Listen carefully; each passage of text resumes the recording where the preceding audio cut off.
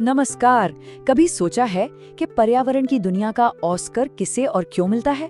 आज हम बात करने वाले हैं संयुक्त राष्ट्र के सबसे बड़े पर्यावरण सम्मान चैंपियंस ऑफ द अर्थ की और जानेंगे उन लोगों की कमाल की कहानियां जो हमारे इस प्लेनेट को बचाने के लिए कुछ हटकर काम कर रहे हैं। तो चलिए सीधे मुद्दे पर आते हैं।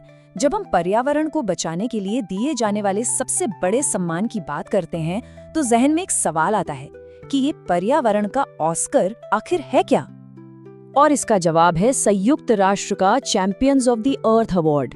जी हाँ, ये पर्यावरण लीडरशिप के लिए दिया जाने वाला दुनिया का सबसे प्रतिष्ठित सम्मान है।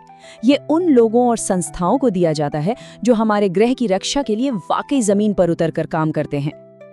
अच्छा, तो अब थोड़ा और गहराई में चलते हैं। देखिए, ये सिर्फ एक अवार्ड नहीं है, ये उस पूरे आंदोलन को एक पहचान देना है। आइए समझते हैं कि इस सम्मान का इतिहास क्या है और ये इतना जरूरी क्यों है। इस सम्मान की कहानी शुरू होती है 1972 से, जब यूएन ने यूनेप की स्थापना की। ये वो पहला मौका था जब पर्यावरण को एक ग्लोबल मुद्दा माना गया। फिर कई दशकों बाद 2005 में इसी सोच को champions of the earth award के रूप में एक औपचारिक सम्मान मिला। और ये सफर यहीं नहीं रुका। 2017 में भविष्य के इनोवेटर्स को बढ़ावा देने के लिए यंग चैंपियंस अवार्ड भी शुरू कर दिया गया। अब एक ऐसी कहानी पर आते हैं जो दिखाती है कि कैसे एक इंसान भी बहुत बड़ा बदलाव ला सकता है। इस साल के विजेताओं में से एक भारत की सुप्रिया साहू की कहानी वाकई कमाल की है। सुप्रिया साहू, जो एक सीनियर आईएएस ऑफिसर हैं, को प्रेरणा एक बहुत ही तकलीफ देने वाले मंजर से मिली। उन्होंने अपनी आंखों से देखा कि कैसे जानवर इंसानों के फेंके हुए प्लास्टिक को खा रहे थे। बस वहीं देखकर उन्होंने ठान लिया कि समस्या का हल तो निकालना ही होगा, और वहीं से उनके मिशन की शुरुआत हुई। और इसी सोच ने जन्म दिया ऑपरेशन ब्लू माउंटेन को। ये सिर्फ कोई अभियान नहीं था, बल्कि नीलगिरी जिले से सिंगल यूज प्लास्टिक को जड़ से खत्म करने की एक जबरदस्त मुहिम थी। मतलब जो समस्या उन्होंने देखी थी, उसका सीधा समाधान। जरा इस नंबर पर गौर कीजिए, 10 करोड़ पेड़। ये एक अनबिलीवेबल आंकड़ा है, और ये इसलिए मुमकिन हुआ क्योंकि सुप्रिया साहू ने ये काम अकेले नहीं किया।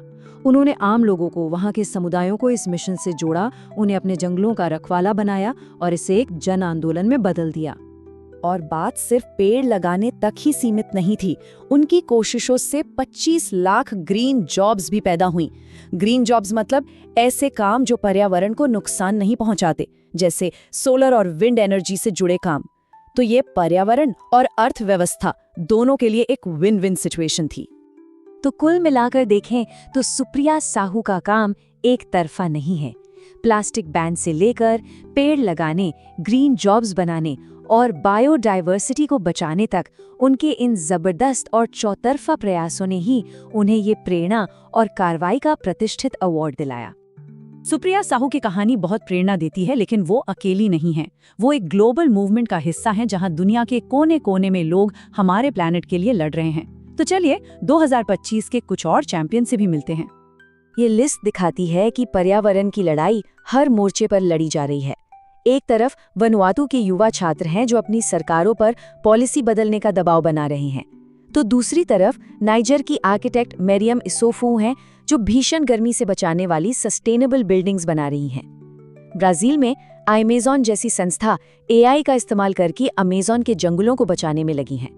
हर कोई अपने अपने तरीके से योगदान दे रहा है। और ये आंदोलन यही नहीं रुकता।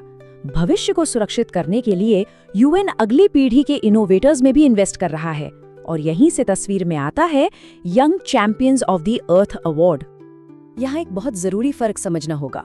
जो मुख्य अवार्ड है वो उन लीडर्स के लिए एक सम्मान है जो पहले ही बहुत कुछ कर चुके हैं। वहीं यंग चैंपियंस अवार्ड भविष्य के लिए एक इन्वेस्टमेंट है। इसमें 18 से 30 साल के इनोवेटर्स को अपने आइडिया को हकीकत में बदलने के लिए $20,000 की सीड फंडिंग यानी शुरुआती मदद दी जाती है। और 2025 के युवा विजेता भी दुनिया के कोने कोने से आते हैं। केन्या से जोसेफ नुगुथिरू, यूएसए से नाओमी फ्लोरा, और भारत के लिए ये एक और गर्व का पल है। जिनाली मोदी भी इस साल की यंग चैंपियन हैं। ये दिखाता है कि नई सोच और इनोवेशन की कोई सीमा नहीं होती। तो हमने इन सभी कहानियों को देखा, इन आंकड़ों को समझा, लेकिन सवाल ये है कि इन सब का असली मतलब क्या है? ये सब जानना इतना जरूरी क्यों है? चलिए अब इसे समेटते हैं। और देखिए, सबसे बड़ी बात जो सामने आती है वो ये है कि असली बदलाव कहीं से भी शुरू हो सकता है।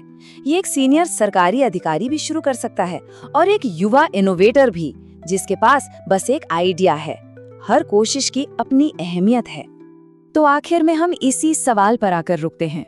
इन सभी कहानियों को जानने के बाद ये सोचने वाली बात है कि पृथ्वी के लिए एक चैंपियन बनने के लिए आखिर क्या चाहिए।